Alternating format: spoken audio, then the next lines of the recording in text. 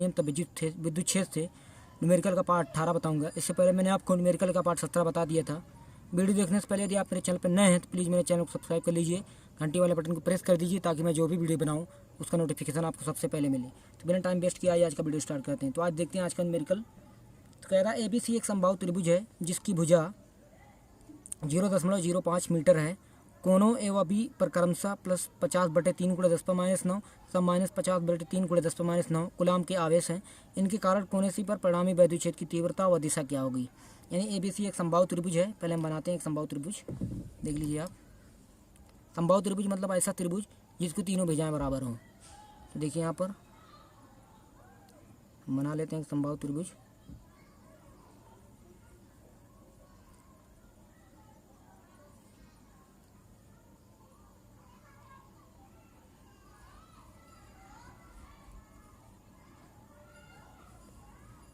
एक समबाहु त्रिभुज हो गया। थोड़े बहुत भुजा छोटी बड़ी बन सकती है, लेकिन आप ध्यान रखिए कि ऐसा त्रिभुज जिसकी तीनों भुजाएं बराबर हो। तो देखिए समबाहु त्रिभुज बन गया। कह रहा कोनों ए व बी पर क्रमशः इतना 50/3 -50/3, यानी मान लीजिए यहाँ पर ये कोना ए हो गया, एक कोना बी हो गया और ये कोना जो आपका हो गया सी हो गया। कोनों ए व बी पर क्रमशः इतना है। मान लीजिए इस पर Q1 आवेश है कोने ए पर और कोने बी पर Q2 आवेश है। अब देखिए क्योंकि कोने ए और बी पर Q1 Q2 आवेश है, तो मान लीजिए इस आवेश के कारण Q1 जो आवेश हमारा है, देखिए यहाँ पर एक आवेश दिया हुआ यहाँ पर थोड़ा धुंधलापन हो गया। यहाँ पर दिया हुआ एक आवेश 50/3 × 10⁻9 और एक दिया हुआ -50/3 × 10⁻9। इन दोनों का परिमाण समान है लेकिन दिशाएं विपरीत हैं। तो यहाँ पर लिख सकते हैं आप सिंपल सा Q1 बराबर 50/3 × 10⁻9 और Q2 बराबर आप लिख सकते हैं कामा लगा के Q2 = -50/3 × 10⁻9। Q1 Q2 का मान हो गया। तो Q1 और Q2 के कारण जो वैद्युत क्षेत्र की तीव्रताएं होगी, कुछ वैद्युत क्षेत्र की तीव्रताएं होगी बिंदु सी पर। वही कह रहा है कि वही हमें ज्ञात करना है। बिंदु कोने सी पर हमको निकालना है परिणामी तीव्रता। तो ये Q1 आवेश के कारण भी कुछ विद्युत क्षेत्र की तीव्रता होगी। ये प्लस आवेश है, इसके कारण जो विद्युत क्षेत्र की तीव्रता होगी वो दूर की तरफ होगी। इसकी डायरेक्शन इस तरीके से होगी। ये हो जाएगी मान लीजिए AE1 हो जाएगी और Q2 आवेश के कारण जो विद्युत क्षेत्र की तीव्रता होगी वो इसी ओर होगी, क्योंकि ये माइनस आवेश है। तो जो माइनस आवेश होता है विद्युत क्षेत्र की तीव्रता उसी की ओर होती है, दूर ना होकर उसी की ओर होती है। तो ये हो जाएगी E2। अब देखिए जब ये दो विद्युत क्षेत्र की तीव्रताएं हैं तो इनका परिणामी जो होगा बीच वाला, इनका परिणामी कहलाएगा। बीच वाला जो पॉइंट होगा इनका परिणामी कहलाएगा। अब E1 और E2 को दो घटकों में हम वियोजित करते हैं। जानते हैं आप पहले पढ़ चुके हैं कि क्लास 11th में फिजिक्स पढ़ाई गई थी, उसके अंदर एक चैप्टर था सदिश का, उसी में पढ़ाया गया था। तो E1 और E2 को वियोजित करना है।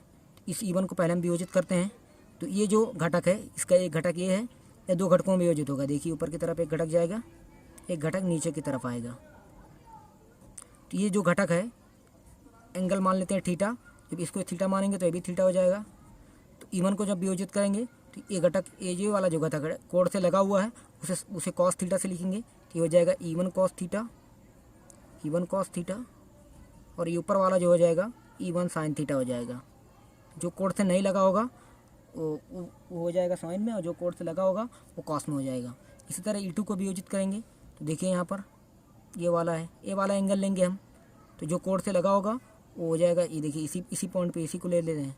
तो ये हो जाएगा E2 cos थीटा और ये नीचे की तरफ E2 sin theta, E2 cos theta E2 sin theta.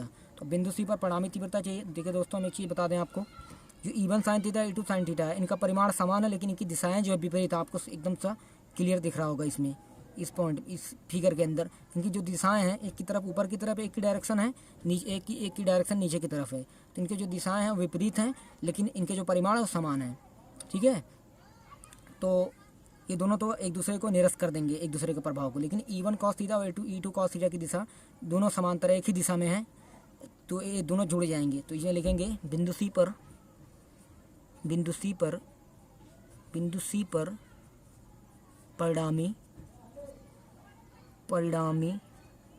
परिणामी तीव्रता।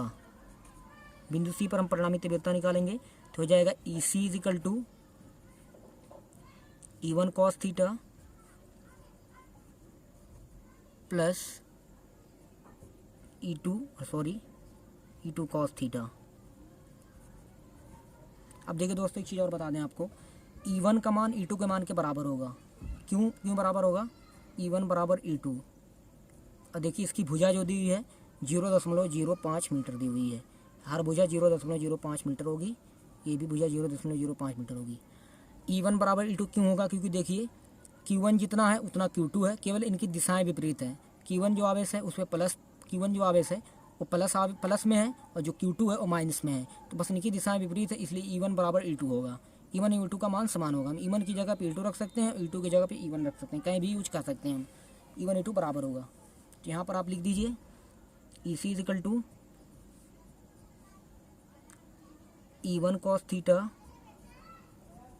प्लस E2 की जगह पे आप E1 रख दीजिए, E1 कॉस थीटा, तो ये जुड़ के हो जाएगा E C is equal to 2E1 cos theta. अब देखिए दोस्तों, कॉस थीटा का जो मान यहाँ पर होगा, कॉस थीटा की जो वैल्यू हम निकालेंगे यहाँ से, cos theta is equal to cos 60 degree हो जाएगा। क्योंकि देखिए जो संभाव त्रिभुज होता है उसका प्रत्येक कोण जो होता है वो 60 अंश होता है, तो इसलिए जो एंगल की बात करेंगे हम तो कॉस 60 डिग्री करेंगे। अब E1 का मान कैसे निकलेगा? देखिए हमने E1 जो विद्युत क्षेत्र की तीव्रता है वो Q1 आवेश के कारण जो Q1 आवेश के कारण जो विद्युत क्षेत्र की तीव्रता है वो E1 है, तो उसी का मान हम निकालेंगे। तो विद्युत क्षेत्र की तीव्रता का सिंपल सा फार्मूला जानते होंगे कि एक आवेश दिया हुआ हो और कुछ दूरी दी हो, किसी पॉइंट पे हमें विद्युत क्षेत्र की तीव्रता निकालनी है, तो जो सूत्र होता है सिंपल सा आप लिख दीजिए यहाँ पर 1/4 पाई एप्सिलॉन नॉट। अब देखिए आवेश क्या है? Q1 है, और दूरी क्या लेंगे? बटे R1 का, Q1 बटे R1 का whole square into cos theta. आइए आगे देख लीजिए।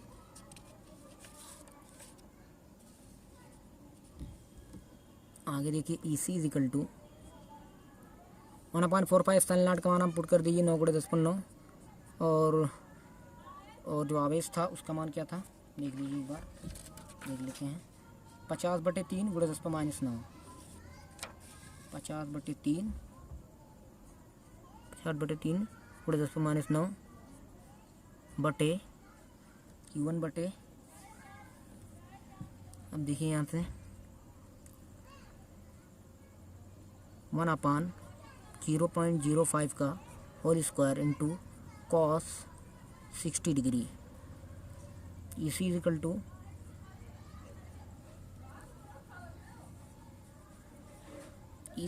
हो जाएगा 3 × 3 = 9, ये 10⁻⁻⁹ 10⁻9 कट जाएगा, तो हो जाएगा 3 × 3 = 9, 3 × 50 बटा 0.05 का होल स्क्वायर इंटू कॉस 60 का मान क्या होता है? कॉस 60 का मान 1/2 होता है, कॉस 60 डिग्री की वैल्यू। इसी इक्वल टू हो जाएगा, ये हो जाएगा 30 × 5 हम इसको लिख सकते हैं। सॉरी, अब एक काम करिए, इसे रहने दीजिए, इसको 3 × 50 ही लिख दीजिए, बटे इसे आप कर सकते हैं कितना, इसे आप लिख सकते हैं 5 × 10⁻² का होल स्क्वायर, इस तरीके से भी लिख सकते हैं आप, और बटे 1/2 है ही है।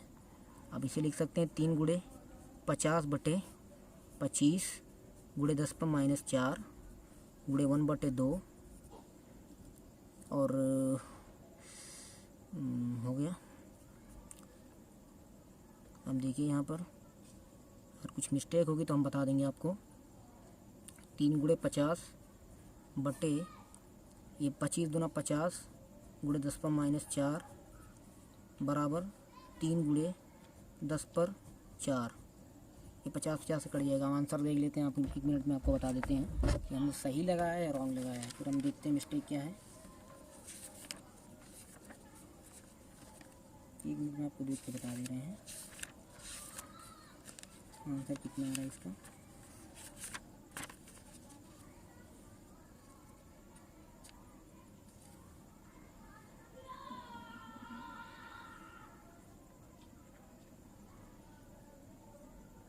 तो 0.05 ये कार्य कोण है सी पर विद्युत क्षेत्र की तीव्रता और दिशा यानी हमारा कुछ हमने रॉन्ग कर दिया है। देखते 1 मिनट, चेक करते हैं। हमने यहाँ पर लिखा है 50, देख लेते हैं। देखिए यहाँ पर 50/3 × 10⁻9 1/4π का मान कितना होता है? 9 × 10⁻9 हमने रख दिया। 50/3 था, 50/3 × 10⁻9 Q1/R1²। R1 यानी डिस्टेंस कितना थी? 0.05 का 1/0.05 cos 60 का मान कितना होता है? 0.05। हाँ तो 1 मिनट बता रहे हैं दोस्तों हम आपको। हाँ तो देखिए दोस्तों, हमारी एक मिस्टेक थी यहाँ पर, जो कि 2 था। यहाँ पर हमने 2 नहीं लिखा हुआ था, इसलिए आंसर जो हमारा आ रहा था वो रॉन्ग आ रहा था। यहाँ देखिए, अब जो हमारा आया हुआ है वहाँ सिंपल सा 2 बढ़ा लीजिए आप, तो आ जाएगा आपका 6 × 10 पर। हम देखते हैं कितना आ रहा है।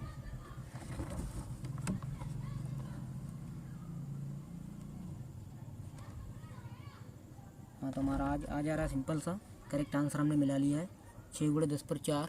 मात्रक जो होता है न्यूटन प्रति कूलम। आइए अगला क्वेश्चन देखते हैं। अगला क्वेश्चन क्या कह रहा है? एक समबाहु त्रिभुज के 3 कोने ए, बी तथा सी हैं। कोने ए पर एक बिंदु आवेश +0.100 माइक्रो कूलम है। कोने बी तथा सी के बीच मध्य बिंदु पर विद्युत क्षेत्र की तीव्रता क्या होगी यदि त्रिभुज की भुजाएं 10 सेंटीमीटर हों? तो हम देखिए एक सिंपल सा समबाहु त्रिभुज बनाते हैं। देखिए यहाँ पर समबाहु त्रिभुज के लिए हम बना लेते हैं इसको समबाहु त्रिभुज। ये हमारा एक समबाहु त्रिभुज बन गया। एक कोना हम ले लेते हैं, एक कोना ए बी सी। यहाँ पर क्या कर रहा है? त्रिभुज की भुजाएं जो है 10 सेंटीमीटर हैं। ए भी भुजा 10 सेंटीमीटर है, ए भी पूरी भुजा 10 सेंटीमीटर है, 10 सेंटीमीटर है। ए बी सी एक समबाहु त्रिभुज के 3 कोने ए बी सी हैं। कोने बी तथा सी के बीच, ये बी ले लीजिए, ये सी ले लीजिए, ये ए ले लीजिए। बी सी के बीच, बी सी के मध्य बिंदु मान लीजिए, बी सी का मध्य बिंदु मिड पॉइंट जो है वो मान लीजिए आप डी है। तो ये डिस्टेंस 10 सेंटीमीटर बट के हो जाएगा 5 हो जाएगी, इधर 5 हो जाएगी, 5 सेंटीमीटर, इधर भी 5 सेंटीमीटर। तो इधर इससे एक लम्ब डाल दीजिए बिंदु ए से। इस पर हमको क्या कहना है? मध्य बिंदु पर विद्युत क्षेत्र की तीव्रता निकालनी है हमको, विद्युत क्षेत्र की तीव्रता।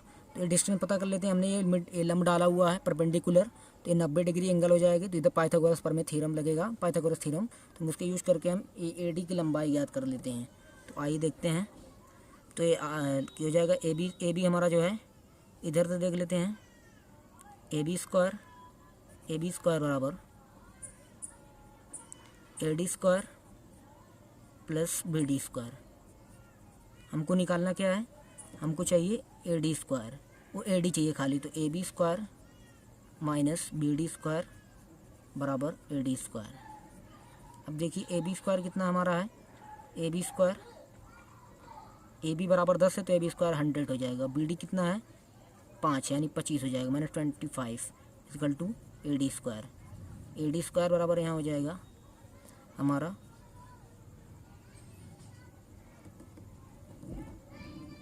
ए डी स्क्वायर बराबर 75 हो जाएगा। तो ए डी बराबर हो जाएगा हमारा √75। ये सेंटीमीटर में आ गया, हम इसे मीटर में बदलेंगे तो ये कन्वर्ट करेंगे तो √75 ये 10⁻2 से गुणा हो जाएगा मीटर में कन्वर्ट करने के लिए, 10⁻2। तो हमको मिल गया ए डी। हमको निकालना है मध्य बिंदु पर विद्युत क्षेत्र की तीव्रता। तो आवेश जो दिया हुआ है हमारा इस पॉइंट पे 0.100 तो 10⁻6 माइक्रो कूलम में है, तो कूलम में बदलेंगे 10⁻6 से गुणा हो जाएगा। तो अब निकालना हम बगल में निकाल लेते हैं विद्युत क्षेत्र की तीव्रता। देखिए अब हमें डिस्टेंस मिल गई। अब विद्युत क्षेत्र की तीव्रता निकालनी सिंपल थी बिंदु डी पर, तो निकालेंगे इस आवेश के कारण विद्युत क्षेत्र की तीव्रता मान लेते हैं हम ई बराबर 9 × 10⁻9। क्यू कितना दिया हुआ हमारा 0.100 × 10⁻6 बटे में एक काम करते हैं हम यहाँ निकाल लेते हैं। ई बराबर हो जाएगा 9 × 10⁻9 गुणे 0.100 × 10⁻6 बटे R स्क्वायर, यानी हो जाएगा 75 × 10⁻⁴ 4, ये हो जाएगा हमारा। अब देखिए यहाँ पर ई बराबर हम लिख सकते हैं इसे 9 गुणे 10 पर 3 गुणे 0.100 बटे 75 गुणे 10 पर -4। इसको और सॉल्व कर सकते हैं। ई बराबर 9 गुणे 10 0.100 को हम लिख सकते हैं 9 गुणे 10 पर 3 और 0.100 को लिख सकते हैं हम 1 गुणे 10 पर -1 डिवाइड बाई 75 गुणे 10 पर -4। अब इसे आगे देख लेते हैं। ई बराबर हो जाएगा हमारा 9 गुणे 10 पर 3 है तो हो जाएगा 9 गुणे 10 पर 2, एक पावर घट जाएगी 10 पर -1 हो जाएगा 75 गुणे 10 पर -4।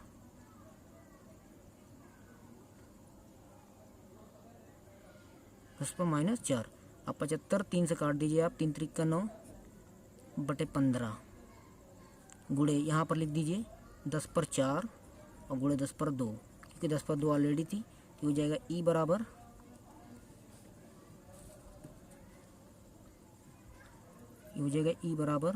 3 गुणे 10 पर 2 है, ये हो जाएगा 30 गुणे 10 पर 5 बटे 15। तो ई बराबर हो जाएगा हमारा 15 दूना 30, 2 गुणे 10 पर 5। अब देखते हैं सही आ रहा है कि नहीं आ रहा है। आप सिंपल सा दोस्तों इसके बाद जो है इतना काट दीजिए, हम आपको आगे बताते हैं। देखिए ई बराबर क्या दिया हुआ है, जो आया हमारा लिख लेते हैं। ई बराबर क्या आया हुआ है 9/75, 9/75 ये गुणे 10 पर कितना आ गया 6। तो 9 से 75 में 3 त्रिक का 9, ये हो जाएगा 3 त्रिक का 9, 3 पंद्रह 75 गुणे 10 पर 6। इसमें डिवाइड कर दीजिए, 15 से 3 में डिवाइड कर दिए। यहाँ पर देख लेते हैं, एक काम करिए आप, 3 × 5 = 15, 1/5 गुणे 10 पर 6। अब देखिए 5 से 1 में डिवाइड करेंगे, 5 से 1 में 0.0 तो हो जाएगा, एक मिनट बता रहे हैं आपको कितना आ जाएगा हमारा। यहाँ पर देखिए आप, तो ये जो सॉल्व करेंगे बता रहे हैं आपको। हाँ तो देखिए दोस्तों यहाँ पर फिर एक मिस्टेक हुई है, इसको हम काटते हैं, फिर से लिखते हैं। ई बराबर यहाँ पर हमारा जो आया हुआ है सिंपल सा 9/75 और यहाँ पर गुणे 10 पर 6 आया हुआ है। एक काम करते हैं, इसे 90 बनाते हैं तो 10 पर पावर एक पावर घट जाएगी, क्योंकि 10 हमने निकाल लिया तो एक पावर हटेगी, तो 90/75 हो जाएगा और ये गुणे 10 पर 5 हो जाएगा। अब देखिए यहाँ से डिवाइड करेंगे तो ये हो जाएगा, 15 से डिवाइड करते हैं पहले, 15 × 6 = 90, 15 × 5 = 75 तो गुणे 10 पर 5 हो जाएगा। अब 5 से 6 में डिवाइड करके आपको दिखा देते हैं। 5 करने में 5, 6 में से 5 गए 1, 0.0, 5 दूना 10 यानी आ जाएगा। देखिए यहाँ पर ई बराबर 1.2 गुणे 10 पर 5 न्यूटन प्रति कूलम। ये था हमारा आंसर, हमने बड़ी मुश्किल से निकाला। ये बार बार डिवाइड करने से कहीं पर मिस्टेक हो जा रही थी, सिली सी मिस्टेक थी, एक छोटी सी मिस्टेक, जिससे आंसर आ नहीं रहा था, तो क्योंकि आंसर लाना ज़रूरी था। तो हमारा जो आंसर आएगा 1.2 गुणे 10 पर 5 न्यूटन प्रति कूलम आएगा। ये हमारा आंसर है। Thanks for watching.